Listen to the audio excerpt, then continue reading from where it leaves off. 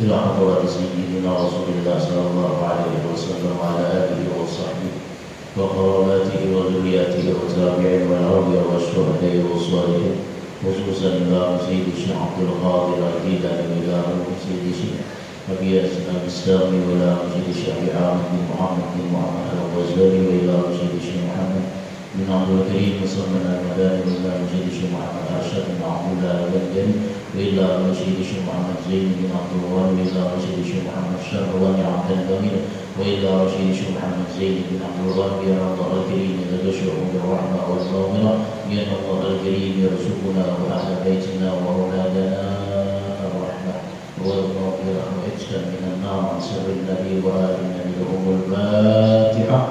أعوذ بالله من الشيطان الرجيم. بسم الله الرحمن الرحيم. الحمد لله رب العالمين الرحمن الرحيم مالك يوم الدين إياك نعبد وإياك نستعين اهدنا الصراط المستقيم صراط الذين أنعمت عليهم غير المغضوب عليهم ولا الضالين. السلام عليكم ورحمة الله وبركاته. بسم الله الرحمن الرحيم. الحمد لله رب العالمين والصلاة والسلام على أشرف الأنبياء والمرسلين سيدنا ومولانا محمد وعلى آله وصحبه أجمعين. سبحانك لا علم لنا إلا ما علمتنا إنك أنت العليم الحكيم وتب علينا إنك أنت التواب الرحيم. وسبحان الله والحمد لله ولا إله إلا الله والله أكبر ولا حول ولا قوة إلا بالله العلي العظيم. عدد كل حرف كتب ويكتب عمد العابدين ودهر الداهرين بالدارين آمين. Alhamdulillah, marilah kita senantiasa memanjatkan puji dan syukur kehadirat Allah Subhanahu wa taala yang mana dengan limpahan rahmah, hidayah serta inayah ayat-ayatnya kita masih diberi umur oleh Allah, kita masih diberi kesehatan oleh Allah, kita masih diberi taufik hidayah serta inayah ayat oleh Allah Subhanahu wa taala sehingga kita pada saat ini di tempat yang mulia ini kita bersama-sama melaksanakan sembahyang subuh berjamaah. Kemudian kita duduk bersama dengan niat i'tikaf di dalam ini masjid. Nawaitu an a'takifa fi hadzal masjid sunnatan lillahi ta'ala. Sahajaku i'tikaf di dalam ini masjid sunat karena Allah Ta'ala. Kemudian kita niatkan kembali kita duduk di dalam masjid mengkaji, menelaah, menuntut serta menambah daripada ilmu agama. Salawat dan salam kita aturkan ke haribaan junjungan kita Nabi besar Muhammad sallallahu alaihi wasallam, kepada keluarga beliau, sahabat-sahabat beliau, zuriat-zuriat beliau, pengikut-pengikut beliau ila yaumil qiyamah. Hadirin wal hadirat jamaah sekalian rahimakumullah. Kita sudah memasuki fase yang ketiga daripada bulan Ramadan. Bagian yang ketiga daripada bulan Ramadan yang mana dikatakan oleh Rasulullah sallallahu alaihi wasallam, wa akhiruhu 'itqun minan nar.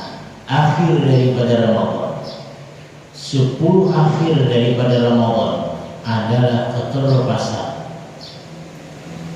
daripada api nerakanya Allah Subhanahu wa taala. Dan Rasulullah sallallahu alaihi wasallam dalam sebuah riwayat diceritakan, idza jaa al-ushrul awakhir min syahri Ramadan, Rasulullah apabila datang 10 akhir daripada bulan Ramadan, syadda mi'zar, beliau mengikat akan tapih beliau. Dalam kata lain, maksudnya Rasulullah sallallahu alaihi wasallam apabila datang 10 akhir daripada bulan Ramadan, di akhir daripada bulan Ramadan, Rasulullah menghimati daripada ibadah beliau. Yang mana di awal beliau sudah berhimmat beribadah, di tengah beliau berhimmat beribadah, di akhir lebih berhimmat lagi beribadah. Artinya lebih daripada di awal, lebih daripada di tengah, di akhir Rasulullah SAW lebih memperbanyak lagi ibadah daripada di awal dan di tengah daripada bulan Ramadan. Artinya bertolak belakang dengan keadaan kita. Kita di 10 akhir semakin bakandur ibadah kita, semakin kulir. Lain halnya Rasulullah semakin bertambah. Kalau kita semakin berkurang, jamaahnya semakin berkurang, tarawihnya semakin berkurang, sahabatnya semakin berkurang. Sampai makan sahur aja lebih banyak lagi. Kalau berkurang pun nasinya, kata bihanan makan lagi. Nah, lain hal Rasulullah SAW semakin ke ujung daripada Ramadan, beliau semakin menghimati daripada ibadah kepada Allah Subhanahu wa Ta'ala. Kenapa demikian?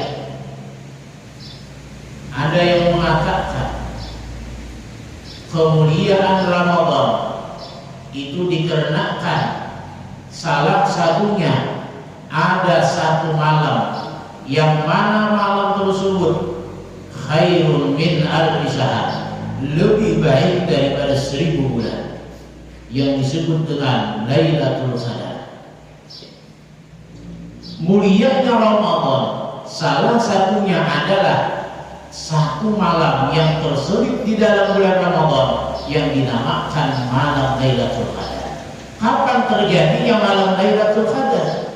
La ya'lamu, kada dalam ketahuinya, kada dalam mengetahuinya illallah, kecuali Allah. Tapi yang intinya kata Sayyidina Umar radhiyallahu anhu, Allah Subhanahu wa Ta'ala, inna Allah akhfa Lailatul Qadar fi jami'i syahri Ramadan. Sesungguhnya Allah menyembunyikan yang namanya malam Lailatul Qadar di seluruh malam-malam daripada bulan Ramadan. Jadi malam Lailatul Qadar kadang mesti di 10 akhir, bisa di awal Ramadan, bisa di tengah Ramadan, bisa di akhir daripada bulan Ramadan. Tapi daripada keterangan Rasulullah SAW, Lailatul Qadar itu diharap di 10 akhir daripada bulan Ramadan. Dari 10 akhir tersebut sangat diharap, kata Rasulullah SAW, terjadinya Lailatul Qadar adalah di malam-malam yang ganjil, di malam-malam yang ganjil. Nah, sehingga orang-orang di 10 akhir makin mati daripada beribadah. Mencari apa? Mencari keberkahan, keutamaan daripada malam Lailatul Qadar tersebut. Kenapa demikian? Karena siapa yang beribadah di malam pas daripada turunnya malam Lailatul Qadar, walaupun dia tidak menemui daripada Lailatul Qadarnya, dia akan mendapatkan khairun min alfi syahr, lebih baik daripada 1000 bulan. Apa yang dimaksud daripada 1000 bulan? Dalam kitab tafsir dijelaskan sama nilainya beribadah selama 83 tahun. Ada yang mengatakan sama dia beribadah sebanyak ini diberikan umur oleh Allah. Umur 70 tahunnya dinilai ibadah oleh Allah Subhanahu wa Ta'ala. Kalau orang tersebut beribadah pas bertepatan di malam Lailatul Qadar. Sekarang kita kada tahu apa terjadinya malam tersebut, sehingga orang-orang beriman bukan hanya menuju satu malam, tapi dia beribadah di setiap malam daripada bulan Ramadan. Kayak beda mencari malam Lailatul Qadar, kadang kali mulai malam pertama sampai malam terakhir ibadah nyata udah dapat. Adapun hal rumus-rumus daripada ulama-ulama dahulu, rumusnya daripada Imam Ghazali, rumusnya daripada Imam Abu Hasan As-Sajili, rumusnya daripada Imam Al-Haddad Abi Abdullah bin Ali Al-Haddad, mereka mengatakan, kata Imam Ghazali, Lailatul Qadar diketahui dengan mengetahui daripada awal daripada bulan Ramadan. Dalam rumus rumusnya Imam Ghazali, apabila Ramadan itu dimulai di hari Selasa, maka malam Lailatul Qadar itu terjadinya di malam 27 Ramadan. Nah, berarti malam tadi, karena malam tadi itu 27, tapi hujan terus. Siangnya panas di luarnya, ada naur. Nah, Imam Abu Hasan As-Sadili beliau mengatakan selama aku balik menemui daripada Lailatul Qadar ada pernah selisih, sebagaimana rumusnya Imam Ghazali mengatakan bila awalnya hari Selasa Ramadan maka Lailatul Qadar di malam 27 Ramadan. Sama rumusnya Imam Ghazali dengan rumusnya Imam Abu Hasan Asy-Syadzili. Adapun rumusnya Imam Al-Haddad Habib Abdullah bin Alwi Al-Haddad, kata beliau, apabila di 10 akhir daripada bulan Ramadan di malam-malam nan ganjil bertepatan malam ganjil tersebut pas dengan malam Jumat, disitulah malam Lailatul Qadar. Malam Jumat kayaknya malam arayan dari lagi gimana? Berarti apa? Kalau kita telah malam Jumat nangkau semalam bertepatan hidup 25 Ramadan, itu malam ganjil bertepatan di malam Jumat. Nah, kalau rumusnya Imam Al-Haddad Habib Abdullah bin Alwi Al-Haddad, rumusnya kadang-kadang di sini bila di 10 akhir di malam ganjil. Pas malam ganjil itu malam 21, malam 23, malam 27, malam 29 kan? Tapi bertepatan malam Jumat, disitulah hendaknya malam Lailatul Qadar. Kaliwat berdatang deh. Nah, rumusnya kaliwat berdatang deh. Nah, artinya apa? Nah, kita cari bukan Lailatul Qadar. Nah, kita cari, mau kita mencari Lailatul Qadar. Aku dia kada dapat juga Lailatul Qadar gimana? Ibadah kita kada seberapa dibandingkan orang ibadah yang ada di Hadramaut, yang ada di Mesir, yang ada di Mekah, yang ada di mana-mana. Ibadah mereka itu luar biasa, sama lawan suntuk ibadah. Kita yang beberapa ibadah hendak kita Lailatul Qadar jauh banget. Tapi kita kada usah kita Lailatul Qadarnya. Kita mendapatkan keberkahan, keutamaan yang dikatakan Allah khairun min alfi syahr. Itu aja. Nah, sekarang jadi pertanyaan, kita ini ada sanggup beribadah semalam? Betul, sekarang ulur itu ada sanggup beribadah semalam? Tuhuk mengarasi dia sembahyang membaca Quran, tuhuk mengarasi ada tagulingan berapa, tagulingan berduduk, oh, baca Quran akhirnya lah, nah itu beringat lagi. Ada tahan. Kenapa maulah kita ada tahan beribadah malam? Karena aktivitas kita di siang hari. Kita ada yang berdagang mesti di rumah. Kita ada yang ke kantor, kita ada yang ke hutan. Sehingga awak kita ini malamnya uyuh. Makanya syukur banget orang tuh mampu kawa beribadah malam walaupun siangnya udah kau ibadah malam itu luar biasa manusia, luar biasa. Nah, kita aktivitas kita di siang itu apa? Otomatis awak kita ini uyuh malam. Bila keuyuhan sama dengannya mengantuk. Bila ini sudah mengantuk dikarasi kayak apa aja, di minyak angin ini ke mata ini tatap itu minyak.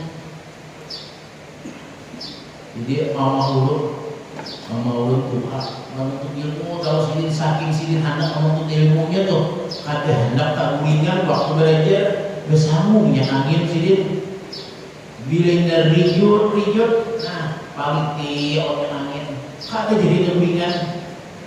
Jadi kalau tak ulingan apa mata biar indah hilang sahaja kalau minyak angin aja terus. Aku di sini kada hendak waktu belajar uling.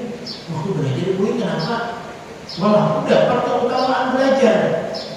Kita mau ini belajar, mau ini di Islam. Walaupun dia guring ini bagi sekali itu dapat yang keutamaan belajar, tapi kada tahu apa yang disampaikan. Kada tahu apa yang disampaikan.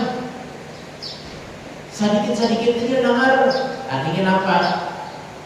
Umpamanya ambil segala sesuatu itu ambil yang baiknya aja.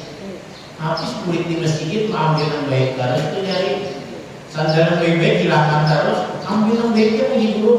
Nah kalau dia udah dengar lagi guring. Artinya apa? Ada kawan kita di garasi, tubuh mengarasi makan, ibadah takut kalau mau tubuhnya. Nah makanya kita, padahal kita hendak berkeinginan mendapatkan pahala Lailatul Qadar, maka kita hendak mendapatkan keberkahan malam Lailatul Qadar, maka kita hendak mendapatkan yang dikatakan Allah khairun min alfi syahr, sedangkan kita ada ibadah. Kayak apa caranya? Rasulullah Shallallahu Alaihi Wasallam mengatakan, man shalla isya wa subha fi jama'atin faqad adraka hazzan min lailatul qadar.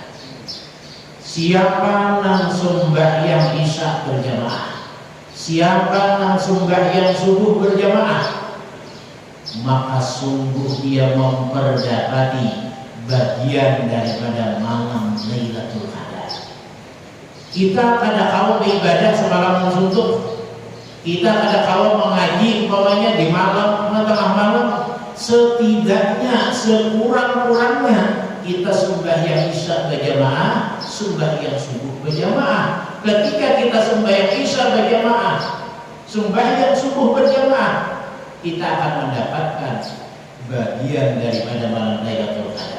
Kenapa demikian? Hadis lain diriwayatkan bahwa man shalal isya fi jama'atin faqad nisfa laila, faqad qama nisfa layali.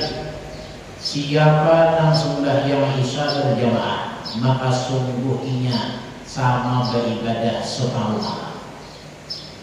Orang yang sembahyang isya berjamaah itu nilainya sama separuh malam beribadah. Man shalla subha fi jama'atin, siapa yang sembahyang subuh berjamaah, faqad qama kulla laila, maka siapa yang sembahyang subuh berjamaah, sungguh dia sama beribadah sama malam subuh. Nah kita tahu isya berjamaah, subuh berjamaah, maka dibilangkanlah dia sama dapat bagian daripada malam Lailatul Qadar. Biar dia ada dapat malam Lailatul Qadarnya, tapi kita dapat bagian Lailatul Qadar. Biar dia kita ada sanggup nengai orang beribadah, karena kita sanggupnya ini aja, berjamaah aja yang sanggupnya, nang lain kita sanggup cukup ini. Nanti kita sanggup baca Quran tengah malam, kita sanggup supaya qiyamul lail tengah malam, itu karena isya jangan kada berjamaah, subuh jangan berjamaah, hanya isya berjamaah, subuh berjamaah, maka dia akan mendapatkan daripada malam Lailatul Qadar. Coba kita lihat, coba kita berpikir betapa besarnya sembahyang jamaah, sampai-sampai menyamai orang beribadah setengah malam, sampai-sampai menyamai orang yang beribadah setengah malam. Memang dalam sebuah hadis Rasulullah Sallallahu Alaihi Wasallam, riwayat daripada Abu Hurairah, salatul rajul fi jama'atin tazidu ala salatihi fi baitihi wa salatihi fi suqihi 25 darajah. Dalam hadis lain, salatul jama'ah afdalu min salatil fajr bi 27 darajah, atau qala sallallahu alaihi wasallam. Sembahyang seorang laki-laki di dalam berjamaah itu melebihi atas sembahyang sendirian, baik di rumahnya atau dimanapun, melebihi 25 derajat. Dalam riwayat lain, sembahyang berjamaah lebih afdal daripada sembahyang sendirian, melebihi daripada 27 derajat. Riwayat hadis dua macam, ada yang mengatakan 25 derajat, Ada yang mengatakan 27 derajat. Apakah ini bertentangan? Ada bertentangan. Dalam sebuah keterangan para ulama, banyak itu kadang menafikan yang sedikit, atau yang sedikit tidak menafikan yang banyak. Hanya kadang, nah intinya kadang kurang derajatnya daripada 25 dan bisa 27.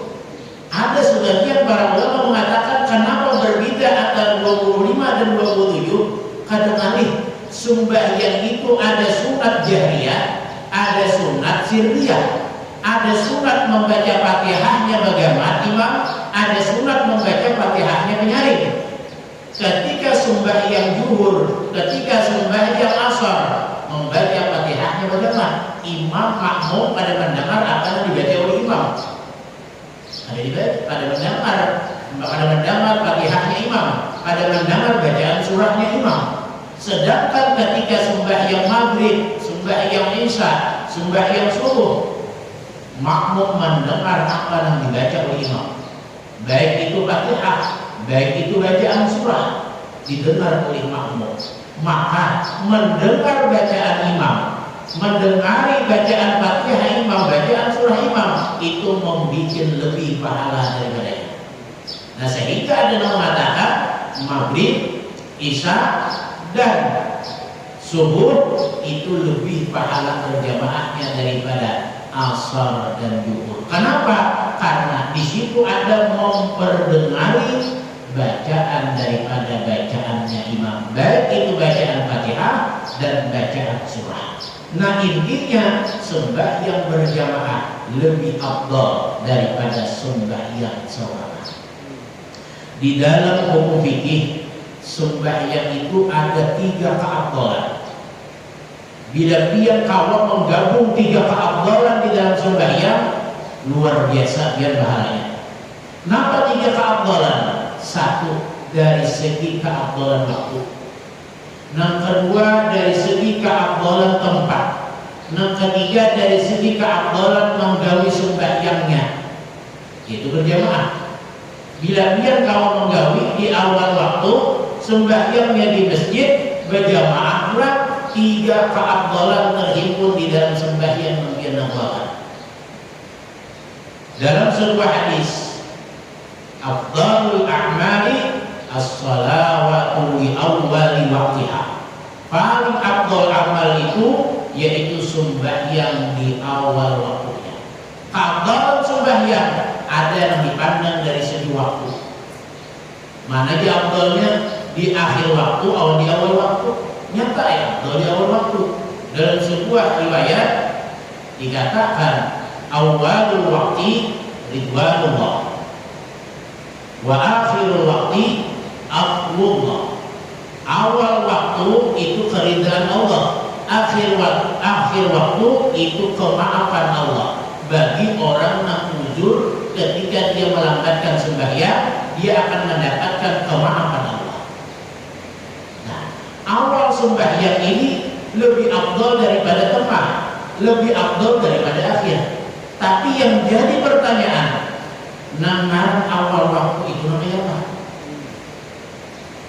Ujar si A, aku sembahyang zuhur jam 1 awal waktu. Ujar si B, aku jam 1 sembahyang zuhur, aku awal waktu juga sih. Jadi ukuran awal waktu itu ingat mana? Sembahyang zuhur awal waktunya ingat mana ukurannya?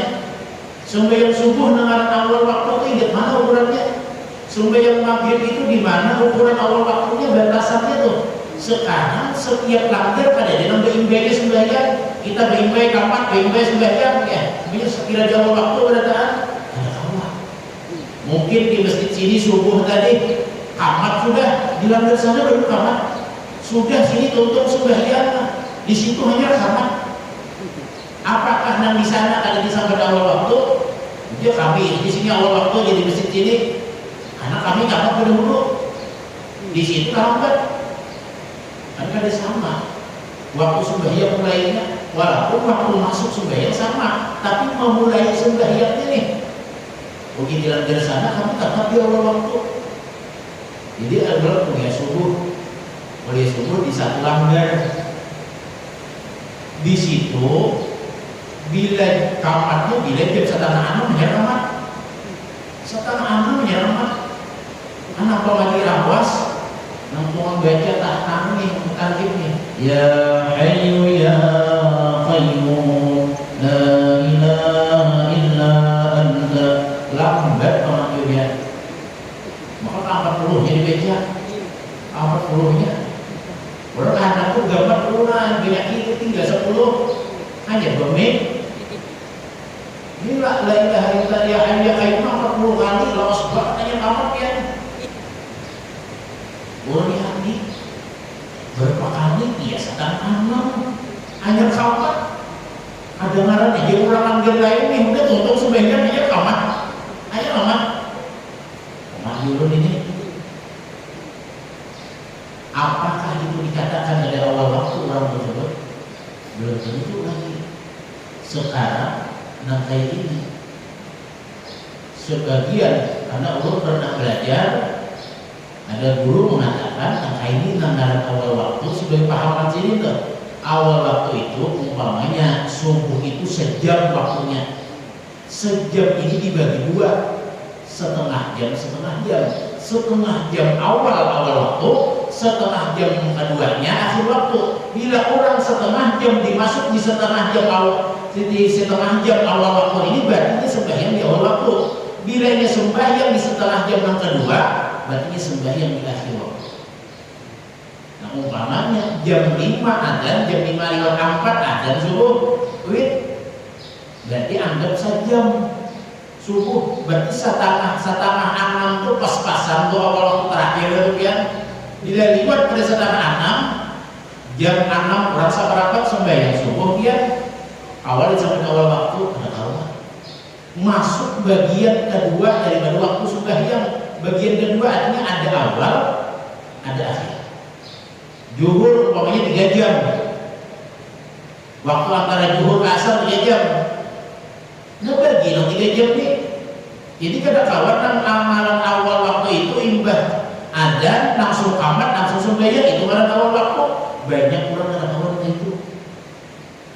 Sedangkan nanti aja ada dikenal samanya, puput bukaan aja ada dikenal samanya. Ada yang terdahulu, ada yang terdahulu puputnya. Ada usaha masjid radio aja yang terdahulu, ada yang terdahulu. Aku sih pun pada terdahulu bunyi juga. Nyata ada dahulu dulu. Nah, saya itu takutan. Aku salah saya ngomong aja. Nah, artinya bahwa awal waktu, ada akhir waktu. Bagi dari waktu sembahyang itu 3 jam nih bagi. Berarti kalau dibagi 3 jam dibagi 2 atau bagi 3, sejam awal waktu, sejam tengah waktu, sejam akhir waktu. Selama orang bisa jam di awal waktu sembahyang, dikatakanlah ia sembahyang awal waktu. Berarti orang sembahyang zuhur jam 1 itu masuk di awal waktu ya. Karena panjang banget zuhur itu pasar. Nah dibagi itu sebagian ada yang kayak itu memaham. Kenapa? Karena kan ada batasan membatasi di dalam kita itu kayak pendengaran awal waktu itu. Nah kita aja membagi waktunya lagi. Nah bila masuk di dalam sejam awal waktu bagian tadi, maka dikatakanlah ya sembahyang di awal waktu. Nah afdal. Nah kedua sembahyang itu ada yang dipandang dari segi tempat, yaitu di masjid. Mana afdalnya di rumah atau di masjid? Jelas di masjid lebih afdal. Lebih afdal. Nah paling afdal tempat yaitu Masjidil Haram dan Masjid Nabawi, Masjid Madinah. Itu paling afdal tempat. Makanya apa? Sembahyang di Masjidil Haram, sembahyang di Masjid Nabawi itu melebihi daripada sembahyang yang di lain. Di masjid manakah? Tetap kalah dengan Masjidil Haram. Paling tinggi pahalanya yaitu sembahyang di Masjidil Haram. Itu dari segi tempat keafdalan. Nah ketiga ada dari segi sembahyangnya berjamaah. Mana afdal seorangan berjamaah? Jelas afdal berjamaah. Sekarang yang 3 ini seandainya bertentangan, orang sembahyang di awal waktu tapi ada berjamaah, di akhir waktu tapi berjamaah, mana afdalnya? Afdal di akhir waktu asal berjamaah. daripada di awal waktu kada berjamaah. Amun lebih baiknya mana di awal waktu berjamaah. Ini seandainya dibanding awal waktu kita kada mau berjamaah, tapi bila di akhir waktu kalau kita berjamaah, biar dia di akhir waktu asal berjamaah, asal berjamaah. Atau juga dalam kitab Sabilul Mu'tadin oleh Datuk Langkayan, Jersidin, seandainya orang pulang sembahyang sendirian, sembahyang di rumah, sembahyangnya khusyuk, kemudian sembahyang di masjid berjamaah ada khusyuk, mana afdalnya? Mana afdalnya? Kata Imam Ghazali, lebih afdal sembahyang sendirian di rumah asal khusyuk daripada sembahyang di masjid berjamaah tapi ada khusyuk.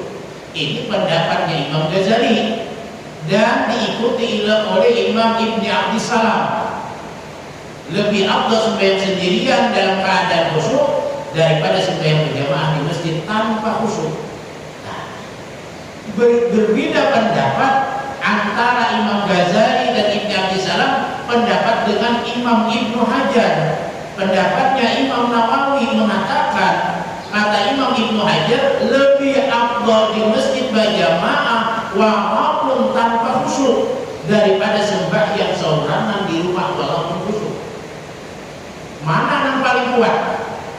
Di dalam kitab Sabilul Mu'tadin dijelaskan lebih kuat pendapatnya Imam Ibnu Hajar yang mengatakan biar ada khusyuk asal berjamaah di masjid daripada sembahyang seorangan di rumah walaupun khusyuk. Kenapa? Karena berjamaah itu hukumnya yang mengatakan, Imam Ghazali yang mengatakan khusyuk sembahyang seorangan lebih afdal daripada berjamaah di masjid. Ada khusyuk karena memandang sembahyang berjamaah itu hukumnya sunnatun muakkad, sunat muakkad. Imam Ibnu Hajar yang mengatakan lebih afdal sembahyang berjamaah di masjid daripada sembahyang sendirian walaupun dalam keadaan khusyuk karena mengatakan sembahyang berjamaah hukumnya fardu kifayah. Nah, sedangkan kedudukan hukum sunat muakkad dengan fardu kifayah, kedudukannya tinggi fardu kifayah. Nah, makanya pendapat Imam Ibnu Hajar lah yang dimuktamadkan, yang diambil, yang sebagaimana dijelaskan dalam kitab Sabilul Mu'tadin.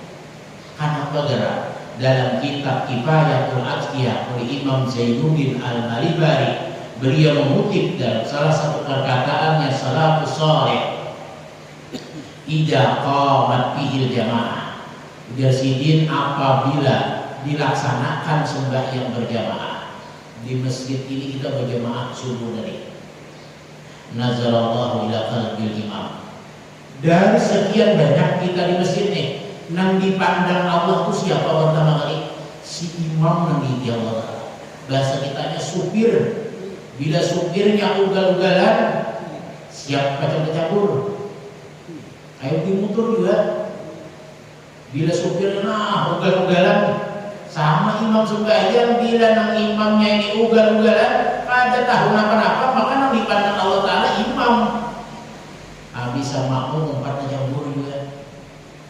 Nah, ini dalam hukum yang dijadikan imam itu orang yang mengetahui tentang hukum-hukum sembahyang, tentang hukum-hukum sembahyang. Jadi pernah sembahyang hari raya di Gunung, di tempat kawan sembahyang hari raya. Jadi rakaat pertama ingat takbir sampai 2 kali, ingat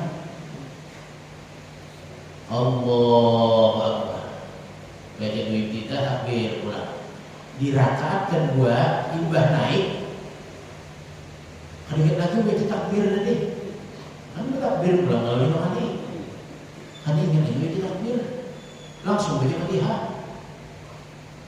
Ada tahu dihukum imamnya nih, padahal tahu sakan aja lagi masalah, tahu sakan aja. Berarti sembahyang kita biasaan pulang mulai rakaat pertama. Kayak apa supirnya itu abut pada sudah serakaat ini, tinggal takbir aja, padahal sunat bertakbir dalam sembahyang raya. Dan sembahyang raya sunat bertakbir lo harus akan aja bila tinggal takbir tuh. Pemain udah encep tarawih apa? Langsung baca Fatihah. Langsung aja. Kita baca Fatihah. Bismillahirrahmanirrahim. Kami berpikir tuh, terusakan singgah. Sudah terus nih. Bampi sembahyang di kawan, bampi mendahkan makmum kembali. Kita biasaan mulai awal pulang 2 kali sembahyang hari raya. Cakap berilmu tuh, cakap berilmu nang imam nih. Ada usah bampi, tarusakan aja. Berarti kenapa imamnya kada tahu dihukum. Itu kenapa jadikan imam lagi ini? Kenapa jadikan imam kada tahu dihukum berarti. Nah, jadi ketika sembahyang berjamaah nang diitihi imam. In kana fihi khair, jikalau pada imam itu ada kebaikan. Maksud kebaikan di sini kekhusyuan di dalam sembahyang. Jikalau imam itu khusyuk, qabbala salatahum wa ghafara lahum. Allah akan terima sembahyang mereka jamaah yang di belakang. Allah akan ampuni dosa mereka yang di belakang. Asal imam khusyuk. Nah, wa illam yakun fihi khair, maka jikalau tidak ada pada imam itu kebaikan, amun imamnya bang ada khusyuk ya Pak, ada kebaikan, ada khusyuan imam nih, mahaya bang mana-mana juga hati pikiran imam, kayak pemau imam, kayak apa? Nazarallahu ila qulubil ma'mum. Allah memandang kepada hati makmum. Fa in kana fihi man bi qalbihi khair, qabbala salatahu wa ghafara lahu. Jikalau pada mereka jamaah nang di belakang imam itu ada nang khusyuk saikung aja, Allah akan terima sembahyang saudara. Allah akan ampuni dosa saudara. Di jamaahnya punya 100. Ulun dari khusyuk pokoknya ada nang 100 tadi, ada nang 100 tadi seikung ya. Nang baju kaos sama nang khusyuk pokoknya tuh. Ini kan pandang baju dong khusyuk nih. Jangan tuh baju itu baik pasti khusyuk. Akan orang baik. Tapi yang pokoknya bila BHS ngelarang tuh khusyuk sembahyang. Ulun aku nukar BHS apa harganya asal mesti khusyuk. Nyatanya apa bila orang pakai tapi larang pada pasti khusyuk juga. Malahan mau juga nanti terlihat terus. Ini tapi BHS aja. Pokoknya tapi yang mau di murah-murah yang menyediakan yang mirip. Padahal ada yang membantu kekhusyuan. Baju harat apapun, tapi syarat apapun, bersurban kan? Apakah itu membantu kekhusyuan seseorang dalam sembahyang? Anda khusyuk, andaknya bil qalbi, dalam hati. Nah di jamaah yang banyak nih, saya itu aja khusyuk selamat beradaan dia, selamat. Nah siapa kan khusyuk selamat beradaan, nang bebinian keadaan khusyuk, itu nang membawa itu. Ada mungkin kalau jemaah yang banyak ingat nang khusyuknya saya itu ada mungkin. Saya itu ada qabbala salatahum, Allah akan terima sembahyang mereka. Wa ghafara dan Allah ampuni.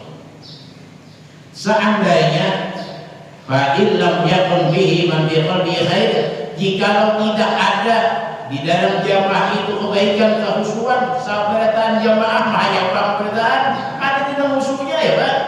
Di bebinian ada dalam khusyuknya, lalakian ada dalam khusyuknya juga, imam ada khusyuk juga ya Pak. Nazarallahu ila ijtima'ihim bis-salat wa ila qiyamihim baina yadayhi fayarallahu anhum wa yataqabbalu salatahum wa yaghfiru lahum. Allah akan memandang jemaah mereka.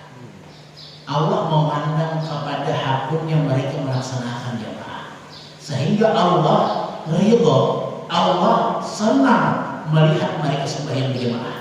Allah setuju melihat mereka sembahyang berjamaah, sehingga dengan ridhonya Allah, senangnya Allah, Allah terima sembahyang mereka. Allah ampuni Allah ampuni dosa mereka. Seandainya kita sembahyang subuh tadi sampai datang dari khusyuk, apakah sembahyang kita ada diterima oleh Allah? Allah maitihi kita hakun berjamaahnya.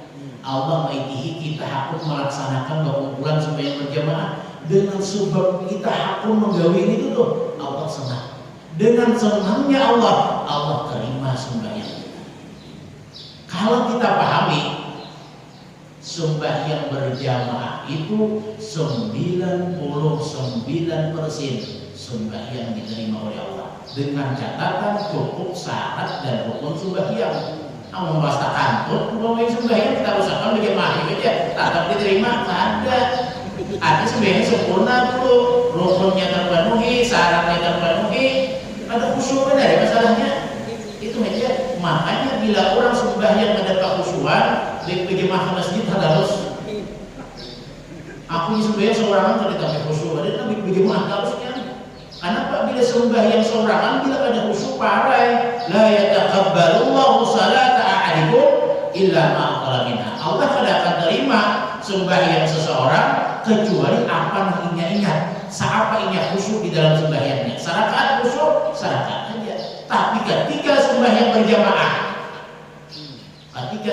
berjamaah, walaupun kasarnya, walaupun ia ada khusyuk, tapi ia berjamaah, umpat diurang barang.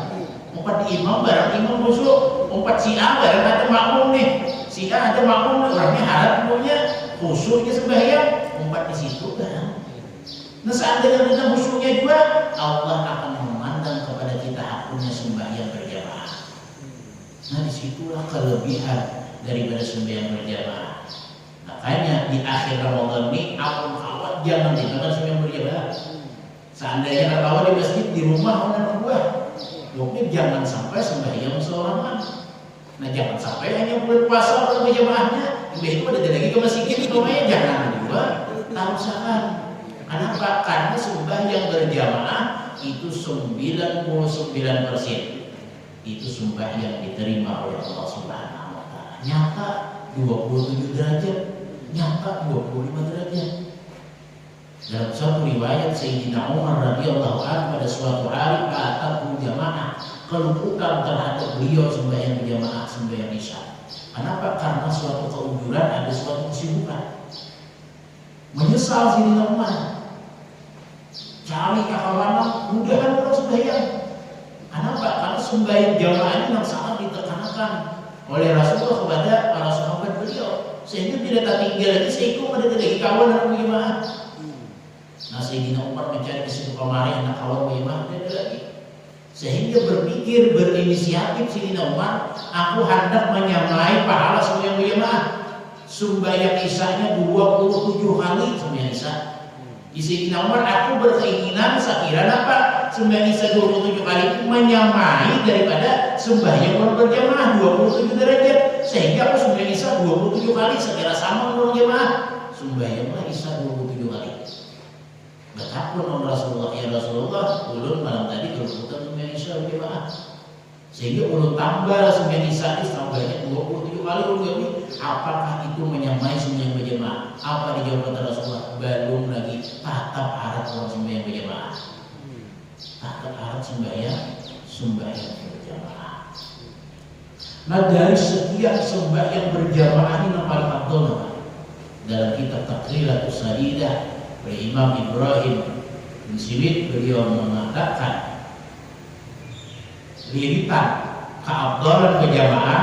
Yang pertama paling afdal itu jama'atu salatil Jumat, berjamaah sembahyang Jumat. Kenapa berjamaah sembahyang Jumat itu paling afdal? Karena berjamaahnya hukumnya wajib. Ada sah sembahyang Jumat tanpa dilaksanakan berjamaah. Sahlah sembahyang Jumat seorangan tidak sah. Ajaran sesat benar sembahyang Jumat sah aja umpamanya seorangan dia, umpamanya itu ajaran sesat namanya. Jadi paling afdal sembahyang Jumat berjamaah. Kenapa afdal? Karena di situ hukum berjamaahnya wajib bagi sembahyang Jumat. Yang kedua, yang paling afdal lagi jamaatu subhi, berjamaah sembahyang subuh. Yang ketiga jamaatul isya, sembahyang berjamaah sembahyang isya. Yang keempat jamaatul asri, jamaah sembahyang asar. Yang kelima jamaatul zuhri, jamaah sembahyang zuhur. Yang keenam jamaatul maghrib, jamaah sembahyang maghrib. Nah, makan apa uyuhnya ini mau banyaknya maghrib aja mau banyaknya jamaah. Padahal itu yang paling uyuh. Yang paling hebat itu apa? Sembahyang subuh berjamaah. Dalam sebuah hadis, asyaddu 'alal munafiq salatul isya wa subhi fi jamaah. Paling sulit digawe oleh orang munafik itu adalah sembahyang isya dan sembahyang subuh berjamaah. Makanya ciri orang ada indikasi penyakit sifat munafik adalah cirinya orang itu kulir sembahyang isya berjamaah, sembahyang subuh kulir berjamaah. Itu berarti ada indikasi dirinya itu ada sifat munafik dalam dirinya. Kenapa? Karena orang munafik sulit menggawe sembahyang subuh berjamaah, sembahyang isya berjamaah.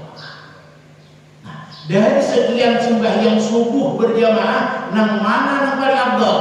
Ada sembahyang subuh Jumat, ada sembahyang subuh Sabtu, ada subuh Senin, ada subuh Minggu, ada subuh Selasa, ada subuh Rabu. Mana nang paling afdal?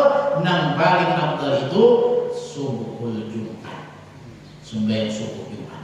Sesuai dengan hadis Rasulullah, nang paling afdal sembahyang subuh yaitu as-subuhul Jumat. Itu paling afdal sembahyang subuh berjamaah. Karena di dalam subuh Jumat imam dianjurkan sembahyangnya membaca surah As-Sajdah. Nah, ini mau panjang mati jangan dia. Umpamanya karena di situ dianjurkan oleh Rasulullah. Jadi pernah ulun belajaran baca di satu masjid. Ulun sampai di masjid cuma dingin, masjid ulun juga ya. Jadi ulun setiap malam Sabtu isi belajar pas bab masalah imam. Hanya ulun imam itu sunat meringankan baca surah. Jangan baca panjang jadi imam tuh. Kalau besok mantap jadi imam baca surah sepanjangnya. Ada tahu ini makmum itu berapa? Ada nang Tuha, ada nang Anum, ada nang Parwas ini, ada Parwas itu. Jangan baca panjang. Tak boleh hanya makmum kata junang panjang kah, kata junang handap kah? Rata-rata atau ganda. Nah, jadi dia urut sunat ganda, artinya terlalu panjang. Kecuali ada yang sudah diatur oleh Rasulullah, umpamanya subuh Jumat, rupanya jamaahnya mendengar ingat pada kuliah itu yang panjang.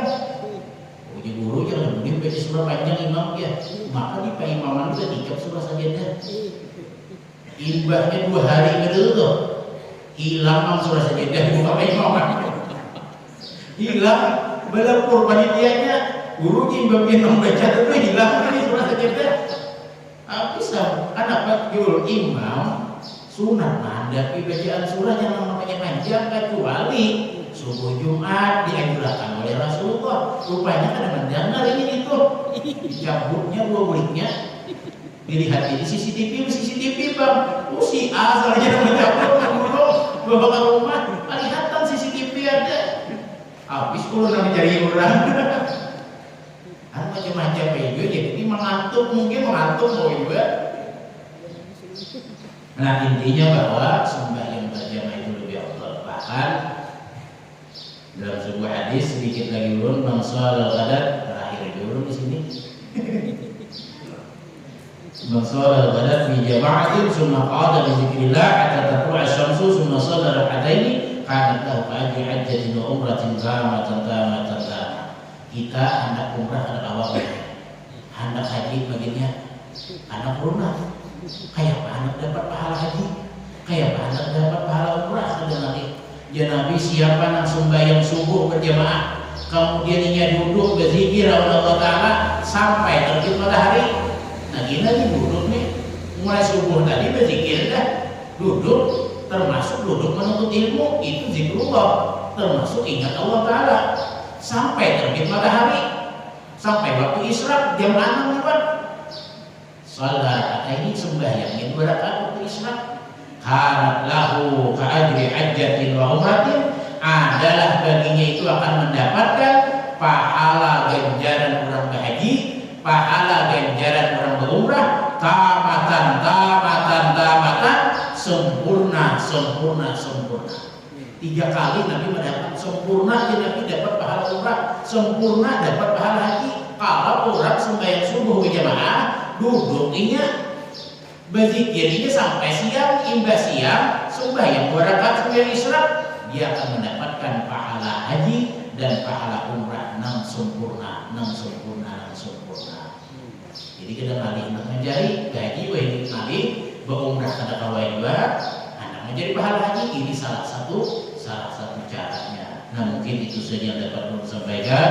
Mudah-mudahan bermanfaat bagi diri ulun dan bagi diri sampeyan barataan, dan mudah-mudahan dengan berkat kita berkumpul di sini Allah Subhanahu wa taala mengampuni dosa-dosa kita, dosa dua orang tua kita, dosa keluarga kita, dan mudah-mudahan dengan berkat kita berkumpul di sini Allah Subhanahu wa taala sedang memberikan kita taufik hidayah serta inayah riayahnya, sehingga kita dapat melaksanakan segala bentuk ibadah di sisa daripada bulan Ramadan, dan mudah-mudahan Allah Subhanahu wa taala mengabulkan segala hajat kita, memudahkan segala urusan kita, dan mematikan kita dalam keadaan husnul khatimah, dimasukkan ke dalam surga bersama para aulia Allah dan bersama Rasulullah sallallahu alaihi wasallam.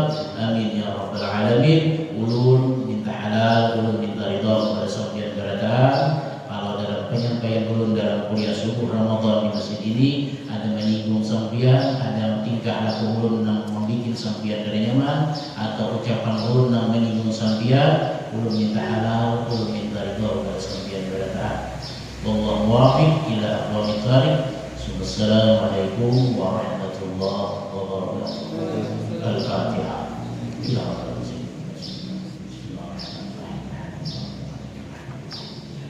Ya na'budu wa nasta'in. غير المغضوب عليهم ولا الضالين. بسم الله الرحمن الرحيم. الحمد لله رب العالمين. اللهم صل على سيدنا محمد وعلى سيدنا محمد. اللهم انفعنا بما علمتنا وعلمنا ما ينفعنا وزدنا علما. الحمد لله على كل حال ونعوذ بالله من هذه الأحوال. وصلى الله على سيدنا محمد وعلى آله وصحبه وسلم. والحمد لله رب العالمين. اللهم صل على